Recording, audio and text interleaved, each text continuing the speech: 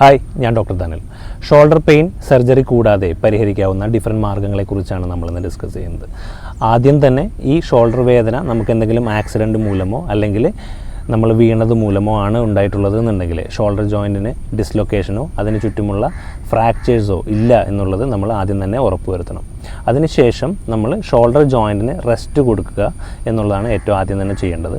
പിന്നെ shoulder ജോയിൻറ്റിന് stress വരുത്തുന്ന ആക്ടിവിറ്റികൾ നമ്മൾ ചെയ്യാതിരിക്കുക. അറ്റ്ലീസ്റ്റ് 1 മുതൽ 3 ആഴ്ച വരെയെങ്കിലും നമ്മൾക്കുണ്ടായ ഇഞ്ചുറിയുടെ സിഗ്നിഫിക്കൻസ് അനുസരിച്ചിട്ട് റെസ്റ്റും ആക്ടിവിറ്റി മോഡിഫിക്കേഷനും ചെയ്യേണ്ടതുണ്ട്. രണ്ടാമതായിട്ട് നമ്മൾ ടാബ്ലറ്റ്സ് കൊടുക്കുക എന്നുള്ളതാണ്. ആൻറ്റി ഇൻഫ്ലമേറ്ററി ടാബ്ലറ്റ്സും പെയിൻ മാനേജ്മെൻറ്റിനുള്ള ടാബ്ലറ്റ്സുമാണ് നമ്മളിതിന് ഉപയോഗിക്കുന്നത്. മൂന്നാമതായിട്ട് ഐസ് പാക്ക് വയ്ക്കുന്നത് ഇനീഷ്യൽ പീരീഡിൽ വളരെയധികം പെയിൻ റിലീഫിന് സഹായിക്കും. ചൂട് വയ്ക്കുന്നത് ആദ്യത്തെ 1-2 ദിവസത്തിന് ശേഷം മസിലിലേക്ക് ബ്ലഡ് ഫ്ലോ കൂടാനും അതുവഴി മസിൽ റിലാക്സ് ആവാനും നമ്മളെ ഹെൽപ്പ് ചെയ്യും. ഇതെല്ലാം ആദ്യത്തെ 1 മുതൽ 3 ആഴ്ച വരെ നമ്മൾക്കുണ്ടായിട്ടുള്ള ഇഞ്ചുറിയുടെ സിവിയർനെസ് അനുസരിച്ച് ചെയ്തതിന് ശേഷം ഗ്രാജുവൽ ആയിട്ടുള്ള ഫിസിയോതെറാപ്പി നമ്മൾ സ്റ്റാർട്ട് ചെയ്യണം.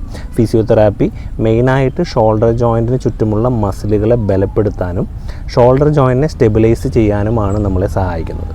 ഷോൾഡർ പെയിൻ നമുക്ക് വന്നത് എന്തെങ്കിലും സ്പോർട്സ് റിലേറ്റഡ് ആയിട്ടുള്ള ഇഞ്ചുറി മൂലമോ അല്ലെങ്കിൽ നമ്മളുടെ ആക്ടിവിറ്റി മൂലമോ ആണെന്നുണ്ടെങ്കിൽ നമ്മളുടെ ആക്ടിവിറ്റികളിലും സ്പോർട്സിൻ്റെ മെത്തേഡിലുള്ള ടെക്നിക്കിലും നമ്മൾ മാറ്റങ്ങൾ വരുത്തേണ്ടത് അത്യാവശ്യമാണ്. അത്തരത്തിൽ നമുക്ക് ഫ്യൂച്ചറിലുള്ള ഷോൾഡർ ഇഞ്ചുറികൾ അവോയ്ഡ് ചെയ്യാൻ സാധിക്കും. താങ്ക്